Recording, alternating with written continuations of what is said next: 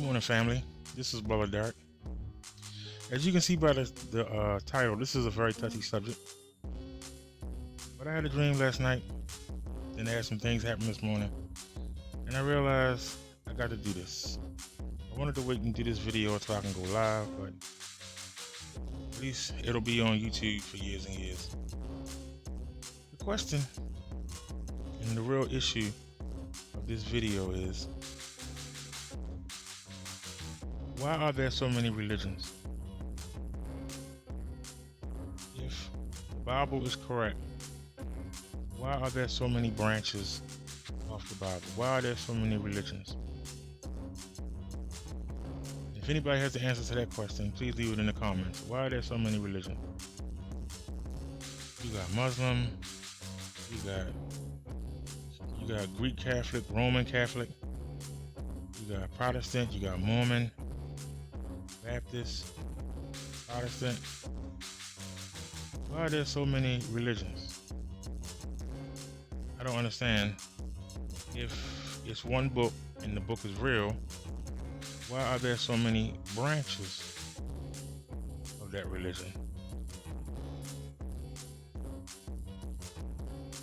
Then I get to my next question, and it actually answers the first question. Second question is, why are there so many wars around religion, and why have so many people died over religion?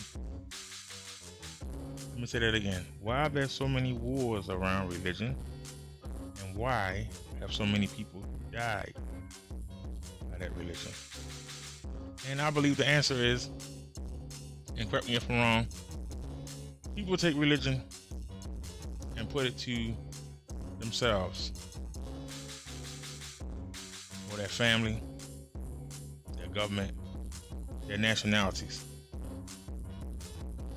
That's why the Europeans had to erase all the pictures of the black Jesus and give you pictures of a white one. If you want to go that route. Wars come in as one kingdom destroys another kingdom. They make that kingdom worship who they worship. And the kingdoms rise and fall, rise and fall. You have so many different religions. And it comes out of the fact that, like I said, most people take that religion and makes that religion reflect their views. Like, if I'm white, I can't have a black Jesus around and yet enslave black people. That doesn't make any sense. So I understand why there are so many religions around the world, but that doesn't answer the question, which religion is the true religion? Another thing that backs up what I says is, anybody who knows anything about the Bible knows that God hates people that worship other things than him. He hates idols. He hates symbols. Yet there are so many symbols of religion in the world. When you walk into a church, there's not supposed to be no symbols. I put some examples in this video. It's a slideshow that I'm talking over, and you can see how many symbols there are. So if you wear a religious symbol according to the Bible, you're not for God, you're against God. I believe people that believe in him are his best symbol in his mind.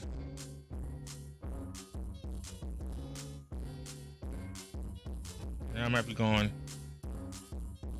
beyond a little bit of time I spent in Bible college, but think about that for a second. Jesus said that when you pray and ask him for something, he'll do it. He'll do it to glorify the Father. So if you are doing things that glorify the Father, then to show his glory, like he did back with Moses, he will answer your prayers. But my take on it is, he doesn't answer the prayers when you want them. He more or less answers your prayers when you need them. And I'll explain.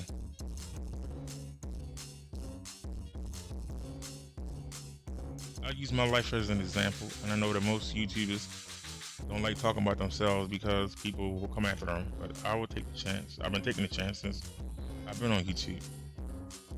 There have been numerous times in my life, and I live in Baltimore City. The crime rate here is terrible. There have been times when I've actually been sitting and talking to somebody, and people have run up with guns. And I'm like, oh Lord, here we go. And somebody in the crowd will say, no, we don't want you. Go about your business, man. And then I'll pick up the paper the next day and see that person was murdered. And I'm thinking, well, even though I didn't know these people, I was just talking to them. Why was I allowed to walk away and they wasn't? Think about that for a second. Now, sometimes it's not a clean getaway.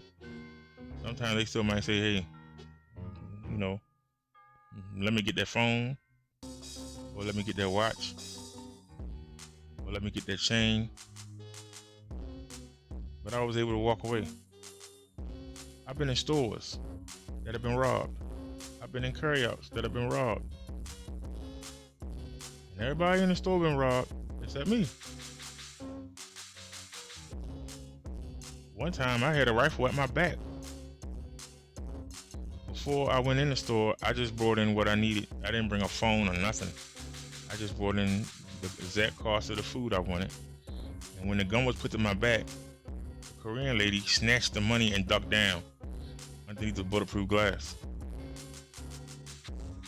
So then all the other people in the store got robbed, and some of these dudes was like 6'2", 6'5", over 300 pounds, and got robbed by a little boy. The boy had the rifle at my back. Why didn't one of them dudes just grab that boy and yoke his ass? But I don't understand. But like I said, not only did I not get robbed, I walked out with my food. So it's different kinds of blessings. Now, in a perfect world, that would have happened before I got there or after I left. In a perfect world, the world ain't perfect. Now, even though I had the gun at my back, I couldn't do anything. But there were other guys there that could have done something. They just willingly gave that stuff up. The gun wasn't pointed at them, so why did they give that stuff up? I don't understand, but it is what it is. Some things you don't understand. I know for a fact, I've been in 52 fights in my life,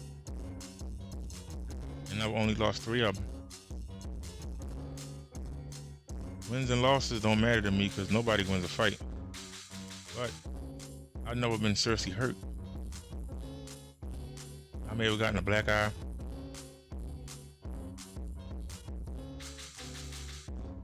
I may have got hit in the face and had a little blood that just spit out, rinsed away, but never had no ribs broken. I've never been in a cast.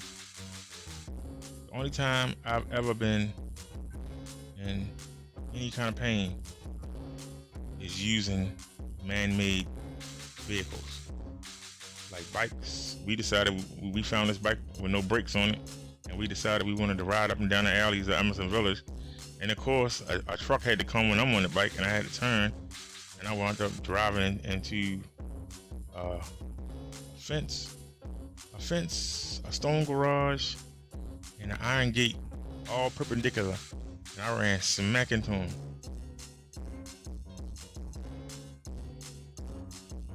I had been doing at least 20, 30, 40 miles per hour coming down that alley. But I got up, and blood dripping, I walked the bike back and got took to the hospital and got stitches put in. I still had that mark on my face today. But another friend of mine did the same thing, and he wound up having to get his arm casted. All I had to do was get some stitches. So why is it that for some reason I do not fall succumb to the pitfalls of people around me? If I go walk outside today, I can walk through the hood. I'm not nobody, but people don't bother me. If they do, they say, "Hi, how you doing?"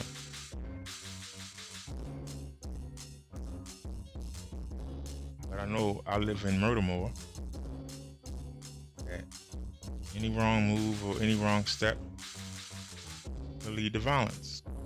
And every day I walk out the house with weapons, ready to deal with that violence. And it doesn't happen. Now, if I'm not ready, the devil might try to catch me slipping. And there's been a couple times when I have not brought no weapons and something has come up. But like I said, I've never been hurt. So why is it that some of us can survive in the worst of conditions and only be temporarily accosted? And there are some that lose their lives. So there must be God out there somewhere.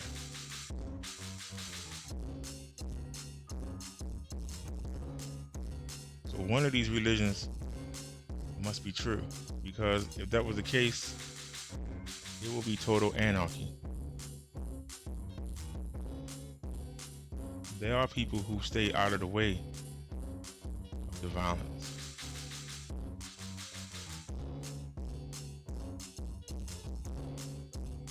Even those of you who think that you are invincible, the devil will find a way to get to you. Use your children, your friends, anything to get to you, but he can only do so much if you are blessed. And that's what I believe in. I believe in the book of Job. And God said you can do whatever you want to do to him, but you can't kill him. How many people do you know that have had so much trial and tribulation in their life, yet they still standing? How many people you know who have been doing the wrong thing, and the first time they get a tribulation, something go wrong, they're dead? I just want everybody to think about that for a second. And my last question is really tumultuous, but why do you give other people praise for your works? I had to think about that for a second. Why do you give other people praise for your works? Why do you say, "Oh, thank you, Jesus. That could have been me. Oh, you know what? Thank you, Jesus. I thought I left my keys in the house, but they were right here."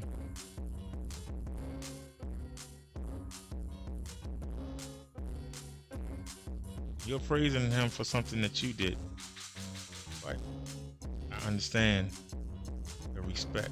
I don't understand if I've been on drugs. If I was on drugs, which I never have, thank God. But if I was on drugs, like crack, and I was out there doing whatever I could to get the crack, and then I go to rehab, and everybody else in that rehab is just coming in and coming out, coming in and coming out. I say, I'm not going to do that. I'm going to stick with it. And I get through the program and I get off drugs. Why do I say, "Thank you, Jesus, I'm off drugs"?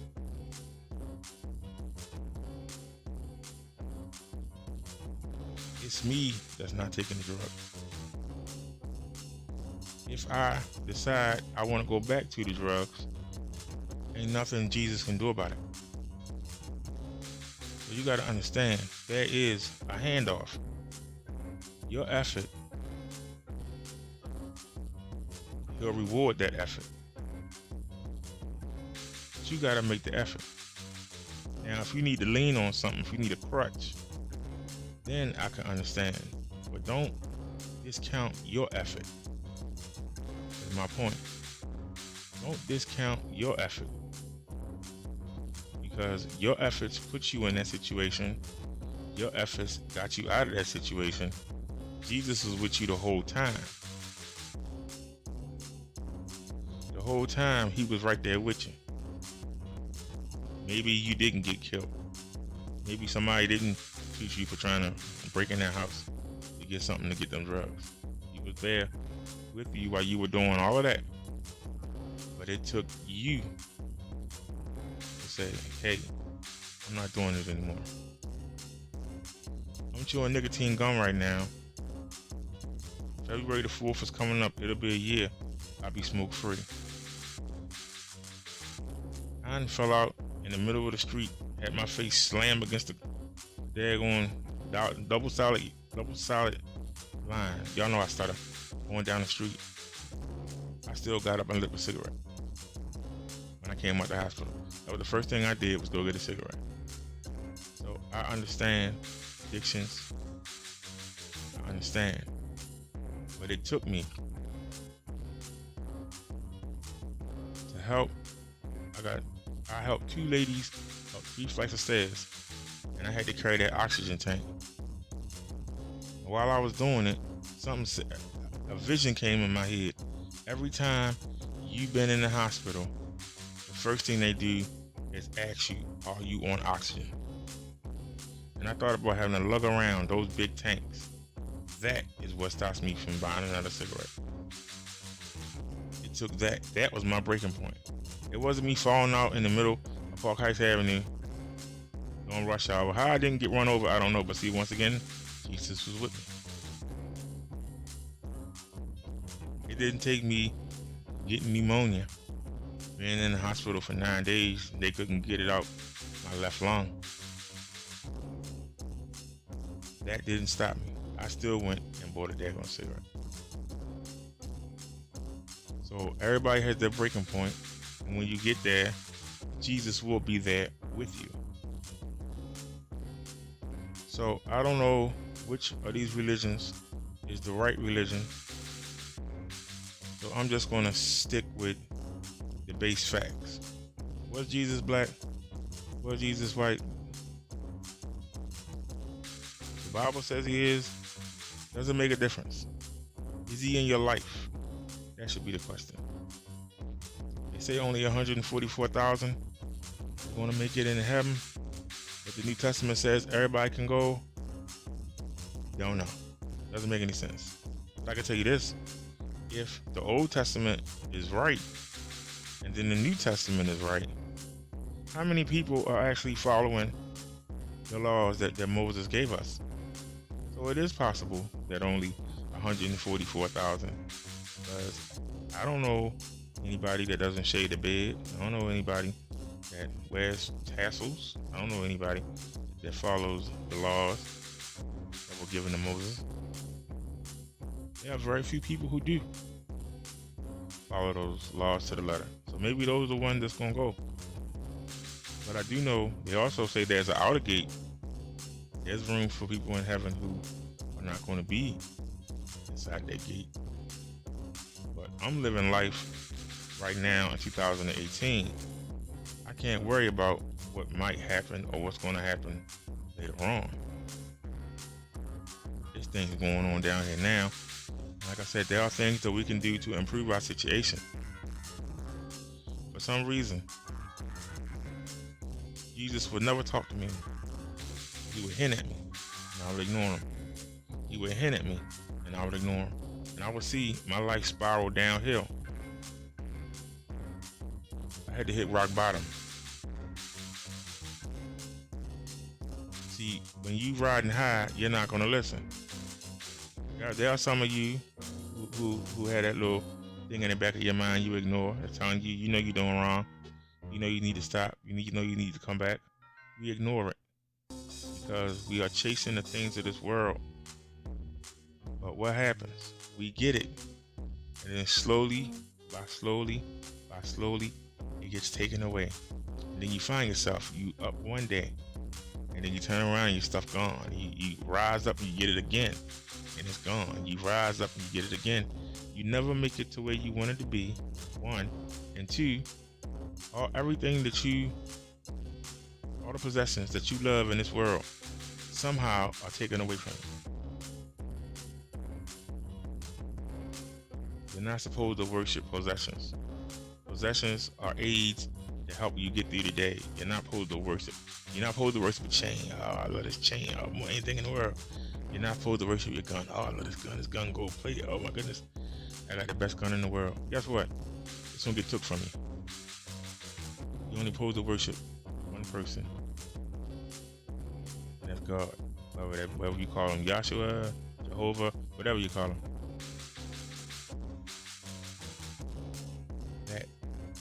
So you're supposed to worship. And if you're not worshiping him, anything you have, any possessions you have, they're fleeting.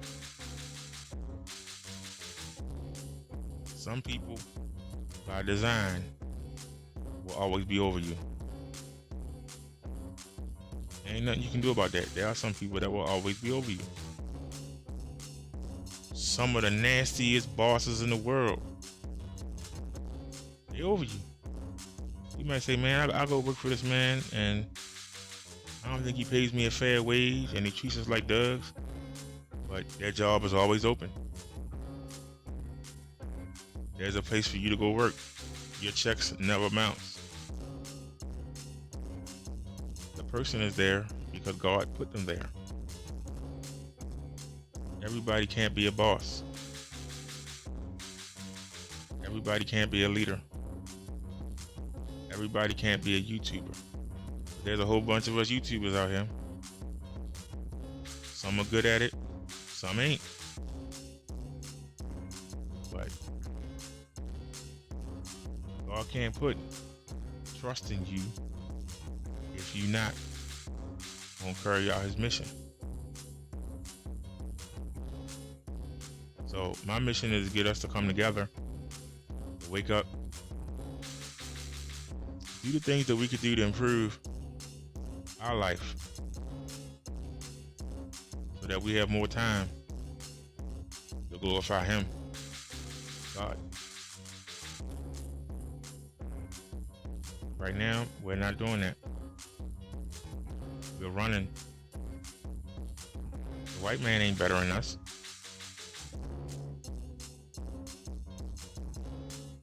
They are not better than us. They're not smarter than us. They just apply more. They put more effort in. We don't do that. We waiting for a handout. We want somebody to give us something. We don't want to earn it. Not all, but the majority. When we get something, we don't go back into the community and try to bring up other people out of that mess.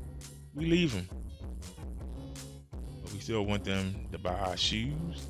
We still want them to come to our concerts. We still want them to come to our shows. But we don't want to invest back in them. I really find that strange. But like I said, I held you up long enough. This is Brother Derek. Please like and subscribe so this message can get to more people. Y'all have a good one. Peace, family.